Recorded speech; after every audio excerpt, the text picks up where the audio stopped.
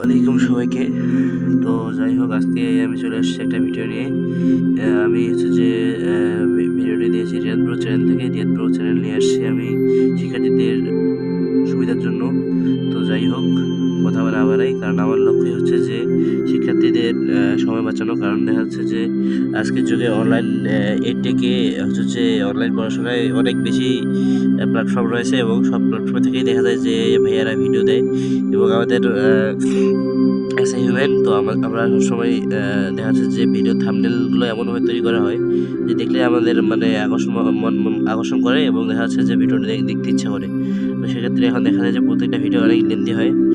তো এত বড় ভিডিও দেখার অনেকের ধৈর্য হয় না, আবার অনেকের ধৈর্য থাকে, কিন্তু ধৈর্য থাকলে সেক্ষেত্রে টাইমটা ওয়েস্ট হয়। এই কারণে আমার লক্ষ্য হচ্ছে যে সব মানে একাধিক প্ল্যাটফর্মের ভিডিও অথবা বিভিন্ন টপিকের ভিডিও আমি কম্বাইন করে তোমাদের সামনে নিয়ে আসবো। তো সেই লক্ষ্য থেকে আমি আজকে নিয়ে আসছি একটা বিষয়ে।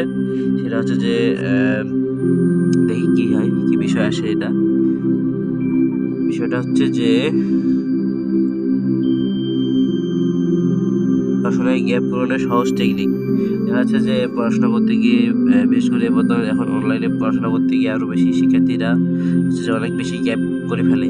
তো এই গ্যাপটা পূরণের জন্য আমরা কী করতে পারি সেটা জানি। যেহেতু সময় বাড়াবো না, শুরু করে দিই।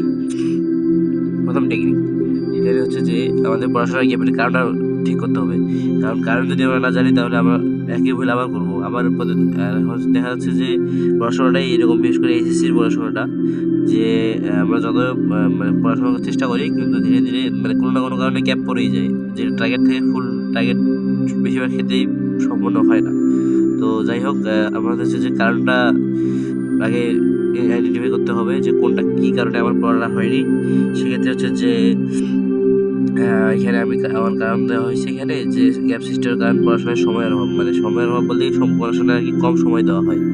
তারপর হচ্ছে যে এখানে আমি বলছি আরও যে দেখা যাচ্ছে যে পড়াশোনায় ক্লাস করতে গিয়ে অনেক লং হয়ে যায় ভিডিও, অথবা বিভিন্ন রকম বিষয় থাকে, এবং হচ্ছে যে যেগুলো হচ্ছে যে অনেক বেশি লেন্দি ভিডিও হয়, সেসব আমরা আপনার জন্য সমালোচনা করি। ইউটিউবে একটা দেখলাম না, ঠিক আছে, এটা ভালো, ভাইয়ার গাইডলাইন ভিডিও, ঠিক আছে, কিন্তু সেটা অনেক লং হওয়ার কারণে আবার দেখা যাচ্ছে যে এর মধ্যে মানে স্বাভাবিক সব প্ল্যাটফর্মই তাদের নিজ নিজ প্ল্যাটফর্ম সহ সব প্ল্যাটফর্মের করবে হচ্ছে যে মার্কেটিং করবে। তো সেই মার্কেটিং করতে যায় মাঝখানে কিন্তু আরও একটু দেখা যায় যে লেট হয়ে যায়, অনেক টাইম বেশি ওয়েস্ট হয়ে যায়। তো সেক্ষেত্রে শিক্ষার্থীদের মূল্যবান সময়টা নষ্ট হয়। এই জন্য হচ্ছে যে এইসব দিক মাথায় রেখে এই যে পড়াশোনার গ্যাপের কারণটা তোমাকে ঠিক হয়েছে, তোমার কেন গ্যাপ হলো এটা বের করবা।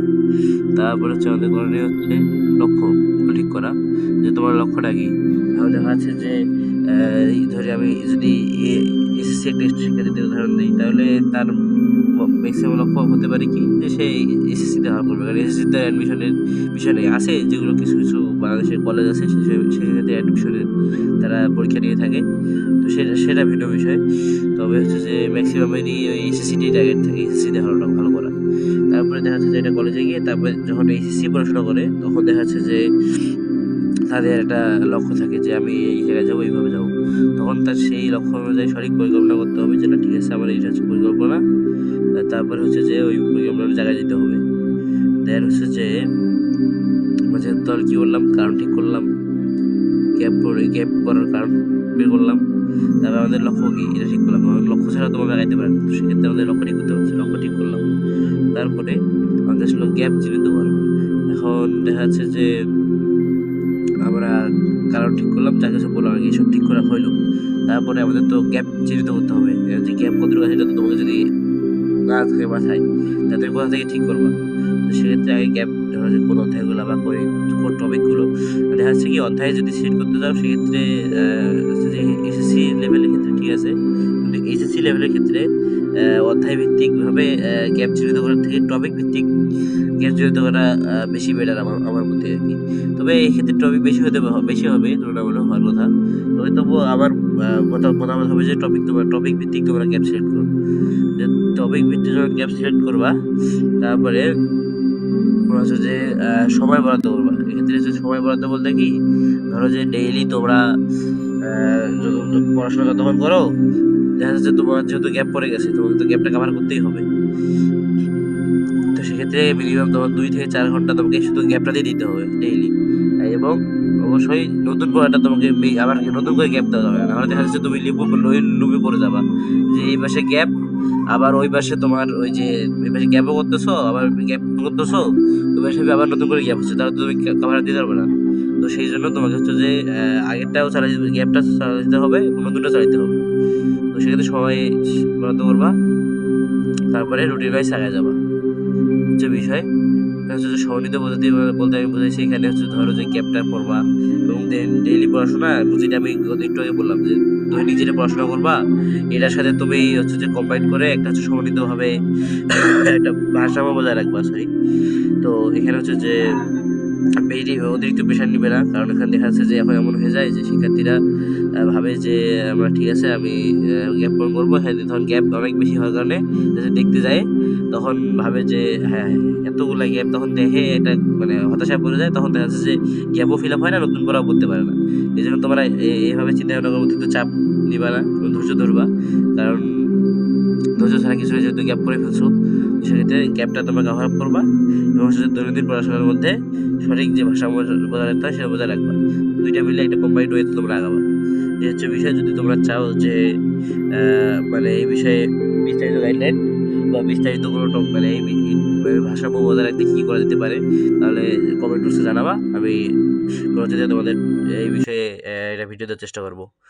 আর হচ্ছে যে এর মধ্যে যে কার্যকর টিপস বলতে এটা বোঝানো হয়েছে, এটা হচ্ছে যে যেটা বললাম এখন থেকে যে যতটুকু বললাম এই সবগুলোর মধ্যে এটাই ফেলানো যায় আর কি, যে পরিকল্পনা করতে হবে ঠিক মতো। তারপর হচ্ছে যে তোমার প্রতিদিন যে তুমি, আর হ্যাঁ যেটা এখন ঠিক মানে কথা বলতে ভুলে গেছিলাম, সরি, যে তুমি যে এটা পড়া করতেছো এই কাজটা কিন্তু দেখা যাচ্ছে যে পড়াশোনা তো আর মজার জিনিস না, মজার জিনিস চাইলে মজার জিনিস করা যায়, কিন্তু মানুষ বলে মজার জিনিস কত কিছু এই সেই, কিন্তু আমাদের বাস্তবতায় পড়াশোনা বাস্তবতায় এমন যে একাডেমিক পড়াশোনাগুলো খুব মানে ধরো যে যদি 100%-এর মধ্যে 90% শিক্ষার্থীর কাছে বোরিং লাগে। তো সেক্ষেত্রে তোমাকে কি করতে হবে, এখানে ছোট ছোট ছোট টার্গেট ঠিক করতে হবে। দেখা যাচ্ছে যে ধরো তুমি বললা যে এই টপিকটা আমি এখন পড়বো, এই টপিকটা বললে আমি ধরো যে এই কাজটা করবো, ধরো 5 মিনিট মোবাইল দিব, এইটা ভাবা যাবে না, এটা আমি বলিও না, কারণ এইটা বলে দেখা যাবে যে আহ, তুমি মোবাইল টিপতে যাই ঢোকে, আবার ফির তখন গ্যাপ শুরু মানে আবার ওই মোবাইলের রিলসে ঢুকে যাবা। তো সেক্ষেত্রে হচ্ছে যে এটা করি না যে অনেক ভাইয়ে বলে যে গ্যাপ চিহ্নিত মানে সরি গ্যাপ কি বলতেছি, সরি, যে ওই যে তোমার একটু তাকে ঠিক করবা যে আমি যদি 20 মিনিট পড়ি তাহলে 5 মিনিট মোবাইল টিপবো, অথবা যে পোমোডোরো টেকনিক যেটা বলা হয়, তো যে 25 মিনিট পরে 5 মিনিট আমি রেস্ট নেবো, অথবা এই রেস্টের টাইমে মোবাইল টিপবো, তো এইটা অনেক ভাইয়ে বলে, কিন্তু না আমার মতে না। কারণ দেখা যাচ্ছে যে যখন তোমরা ইউটিউবে ঢোকো, ইউটিউব রিলস এবং ফেসবুক রিলস এসব তৈরি করা হয়েছে এই জন্যই, যে হিউম্যান ব্রেনকে এটাকে ইয়া করবে, এই কারণে হচ্ছে যে তোমরা এই কাজটা করবে না। হিউম্যান ব্রেন সবসময় চায় ভালো, এবারে যেটা তোমার আসলে বোরিং জিনিসকে চায় না, হিউম্যান ব্রেন চায় সবসময় সহজে ভালো কিছু পেতে চায়। এই জন্য যে তোমরা ছোটো ছোটো টার্গেট ঠিক করবা এবং নিজে ধরো যে তুমি এই পড়া যদি কমে করতে পারো, তুমি একটু বাইরে হেঁটে আসবা, অথবা তুমি ধরো যে যারা খেতে পছন্দ করে তাদেরকে বলে তারা একটু খাবে, যে আমি এই খাবারটা খাবো, অথবা এরকম যারা খেলতে পছন্দ করে তারা বলতে পারে যে আমি এই এই খেলাটা খেলবো যদি আমি এভাবে ইয়ে করতে পারি, মানে পড়া কমপ্লিট করতে পারি। এভাবে টার্গেট সেট করবা, তাহলে একবার পড়াশোনায় মজা পাবা একটা। তো এইভাবে হচ্ছে যদি রেগুলার পড়ে যাও, ইনশাআল্লাহ ভালো কিছুই হবে।